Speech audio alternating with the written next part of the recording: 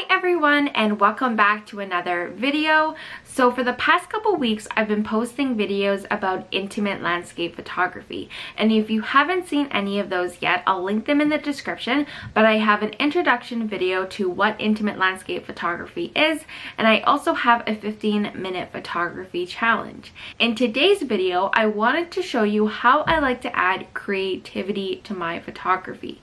So without further ado, let's get into the video. So I'm going to show you 3 ways that I like to add creativity to my photography. One of the first ways, and is honestly my go-to, is creating reflections with my phone.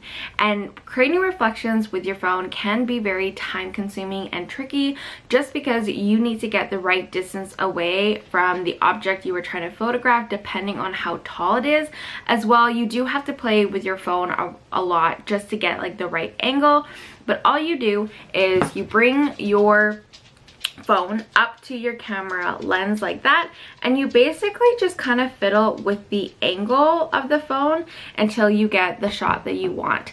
I do find that zooming in with my camera lens and using an aperture of around f2.8 does the best job in blending that phone line. You can also create reflections using a puddle or a calm lake, but I oftentimes don't have access to those two things, which is why I tend to create my reflections with my phone instead. So here are some sample images that I've taken in the past using my phone to create reflections.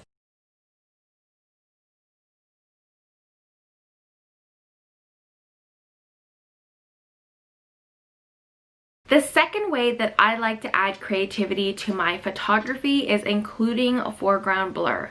So sometimes I will be able to use natural leaves and branches to create that foreground blur, but sometimes I'll also pick up a leaf that's on the ground to create the effect. I also find that shooting with an aperture of f2.8 does the best job, and all you do is you bring the branch or leaf close to your lens and you either position yourself or the object in front of your lens the way you want it. Here are some sample images that I've taken in the past trying to incorporate that foreground blur. You'll find that if you follow me on Instagram, you'll see that I incorporate this technique quite a lot.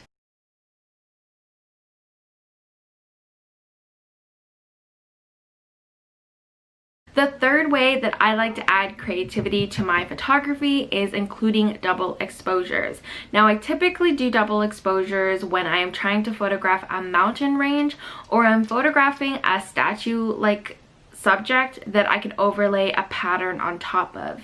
In order to do this double exposure in the Olympus system, all you do is you go to camera 2. It's called multi-exposures in the camera.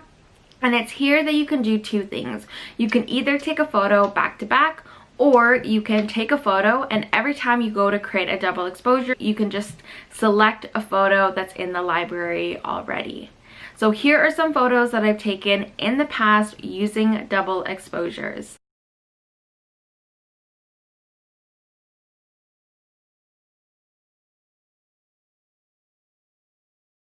Other ways that I like to include creativity in my photography is incorporating motion. Now, I'll be honest, I don't incorporate motion too often, and I really want to include more motion in my photography, but just at the moment I haven't done a lot of that. The second way is if I'm capturing photos at sunset, then I love trying to capture sun stars. Alright everyone, so that is everything for today's video. If you haven't seen any of my previous videos about intimate landscape photography, I will link them in the description below. If you like this video, please hit that like button and subscribe, and I'll see you in the next video.